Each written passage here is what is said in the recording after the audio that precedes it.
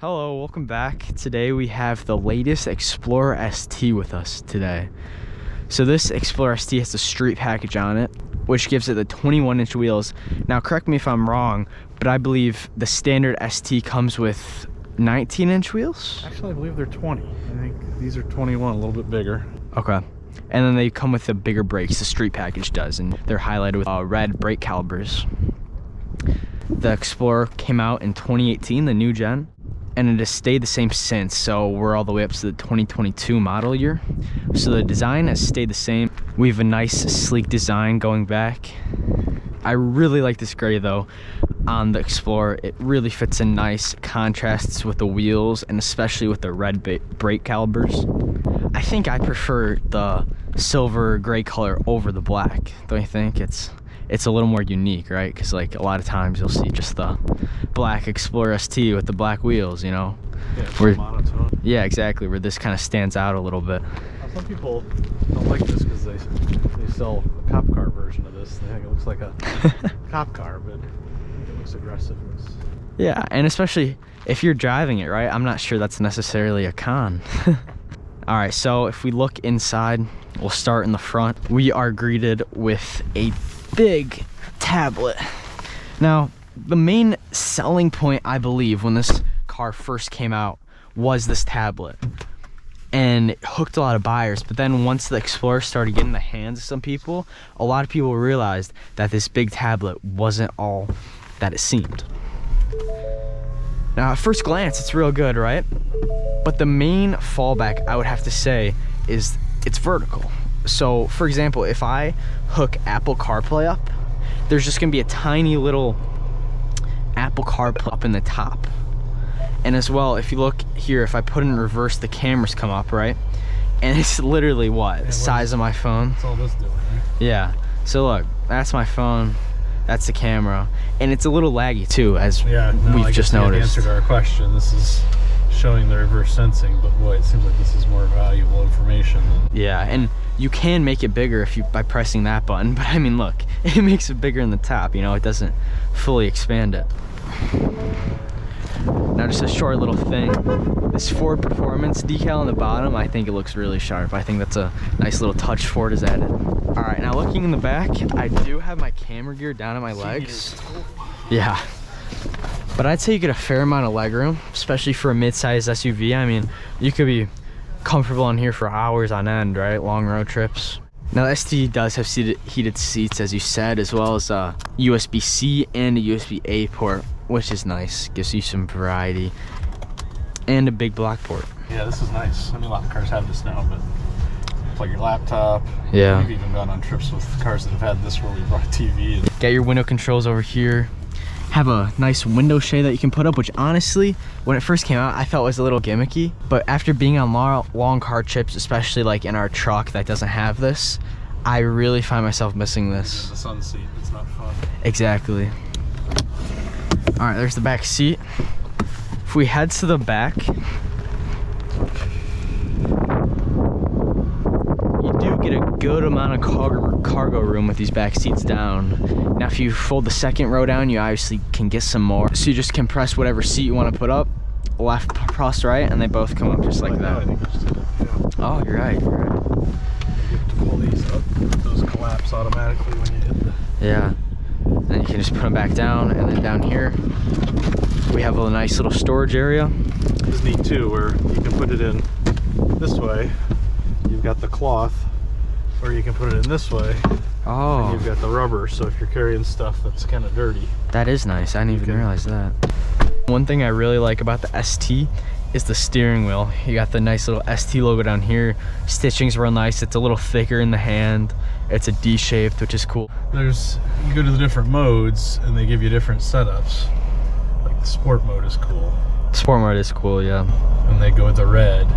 But I do wish that you could like have this setup when not in sport mode. Now when you're going through those dials though, I get a little frustrated because number one, it is a little laggy, and also to make it go to the right, you have to turn this to the left. Yeah, it feels a little counterintuitive. Yeah. which once you get used to it though, it's not bad. And then also down here you have the dial shift selector. Now, little fun fact, this also comes on the Ford GT. Now, back in the day when this first came out, it was really cool, but I mean, a lot of other Ford cars now have this. You have a parking brake here, and then one of my favorite features on the Explorer is the auto brake hold. So for example, if you come up to a red light, put on the brake, get it to 0 miles an hour, and you can take your foot off and it'll hold the car in place. All you have to do is press the accelerator to get it going again. All right, before we're going to drive, we're gonna let you guys hear the exhaust. Now, for the purpose of this drive, should we put it in sport mode? Sure. Okay, let's put it in sport mode. Gotta turn the dial. Oh, see what I mean? Gotta turn it to the right. See, but what it's moving the things around the circle, so it does kind of make sense to figure it out. I get it. And for this drive, I'm gonna turn auto hold off. Throttle is a lot more responsive when it's in sport mode. It's one thing I've noticed. We've recently reviewed the Model 3, and because it's electric, there's so much torque, especially right when you mash the gas. And in sport mode, and if you're in the right gear, I find it being fairly similar, and it's a nice feeling. It says 410 pound-feet of torque, and it has 400 horsepower. Out of a, what, 3-liter V6? Yeah. EcoBoost, turbocharged? Twin turbocharged. Yeah, the turbos really help with the torque. Now on the other Explorers, you can get a straight 4 turbocharged, so that makes around 300 horsepower and 310 pound-feet of torque. That's what, a 2.3 liter? Yeah, 2.3 liter, you're right. And ironically, you can get that same engine in a Bronco. Or a Mustang. Or a Mustang, yeah. Or a Ranger. Even the new Maverick. I don't know if that comes, I think that comes with a 2-liter. Oh, you're right. Now, if you could hear that audio being played in, that's not what you guys heard coming out of the exhaust. So you can see, it is a little bit played in. Piped in. Piped in, yeah. One feature I really like about the Explorer, and not just the Explorer, like some cars in general, is the heated steering wheel.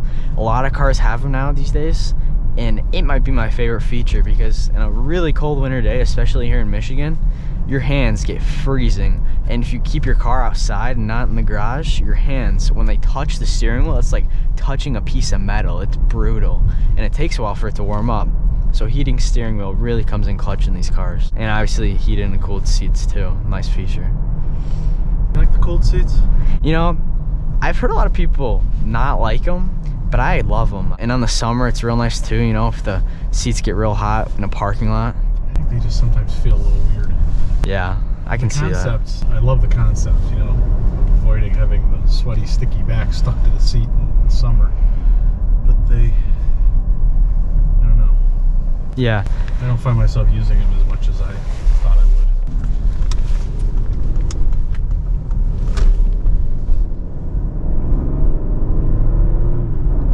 would. Also holds the gears a little longer in sport mode. What is this, a 10-speed automatic transmission? Yes. Okay. Yeah. One thing I wish they would do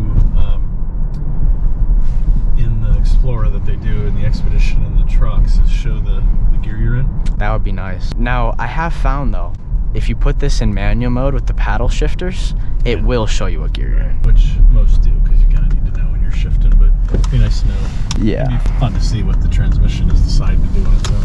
Uh-huh. And also, speaking of the paddle shifters, if you're in like automatic mode, you can still use the paddle shifters. And override it. Uh-huh.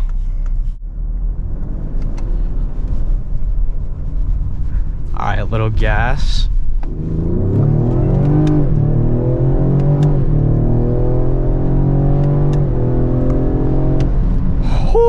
Pretty good, doesn't it? That does go good. We got up to 4th gear.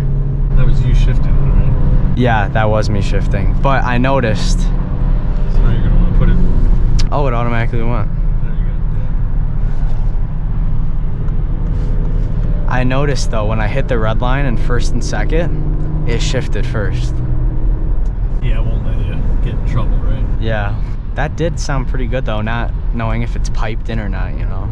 So I guess the real question is, do you need a 400 horsepower 3-liter V6, or is the 300 horsepower 2.3 liter straight 4 enough? Having driven both, I think the 4-cylinder has plenty of, it's got, you know, over 300 pound-feet of torque. Kind of playing the old guy card here. It's fun on ramps and more urban area, so there's not like we have access on a regular basis to a lot of windy back roads. So, you know, is the ST worth the incremental cost and, you know, loss of fuel economy?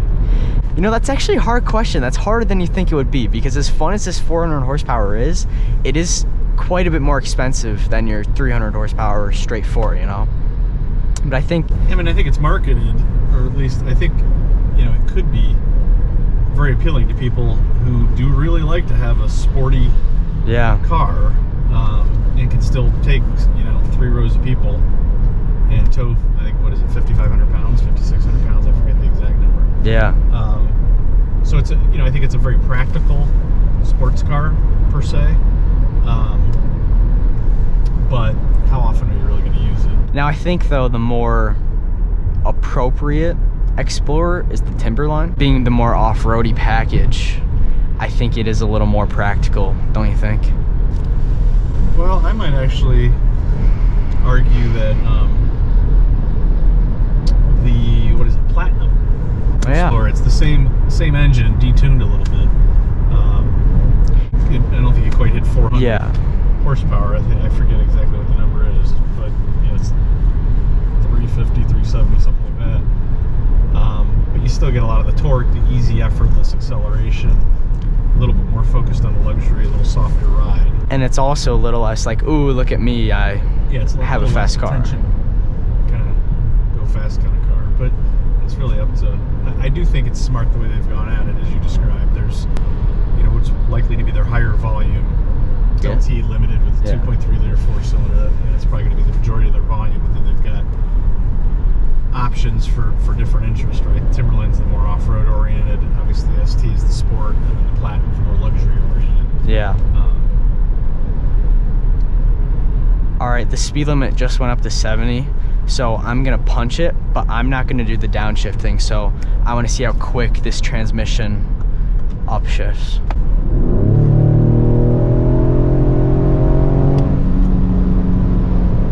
Yeah, it's definitely good. That's, Another question about the Timberline is, if you really want an off-road SUV, are you going to be looking more at Jeeps? Obviously, exactly. Ford's effort to compete with the Jeep. And I think the Timberline matches up with the Grand Cherokee. But as with all these different vehicles pointed at certain purposes, most people don't use them most of the time for that purpose, right? People generally don't take Explorers off-roading. People don't race Explorers, but everybody enjoys a nice comfortable ride on a long trip, which is why, you know, the old guy over here would probably choose the Platinum. And I think the young guy would choose the ST, right? I mean, 400 horsepower is really fun. It's hard to say no to. All right, we're gonna make a pass here on a semi.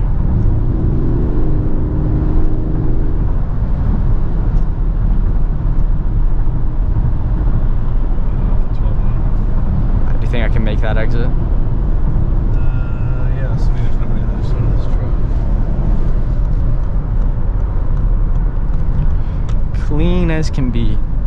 All right, should we test out the brakes? These are the big disc brakes, ready? Yep. No one behind us. Pretty good. Yeah, they seem pretty grabby.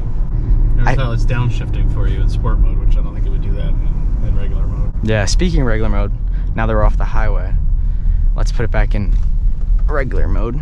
And to do that, you have to turn the dial to the left. Let's see. A little more quiet. Doesn't hold out the revs as long.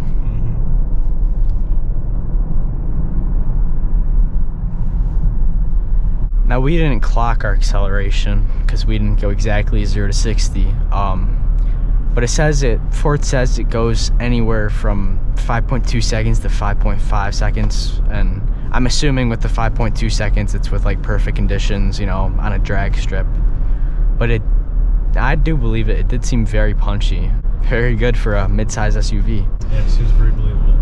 When I was a kid reading car magazines in the 80s, that's what Ferraris were doing, 0 to 60. So it's amazing now that we've got family mid-size SUVs doing that. Should do one last dig. It's like this. You could almost feel like the front end pickup there. You know, now let's put it in eco mode. So if you put in eco, it gets really quiet.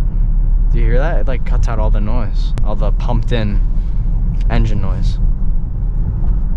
Yeah, it's hard to tell at this 1,000 RPM, 1,200 RPMs. Yeah. All right, so this Explorer ST is 4,700 pounds, so just under 5,000 pounds. That's not light. No, pretty heavy. All right, and that wraps up today's video on the Explorer ST. Thank you guys for watching. If you enjoyed it, make sure to comment, like, and subscribe, and we will see you next time.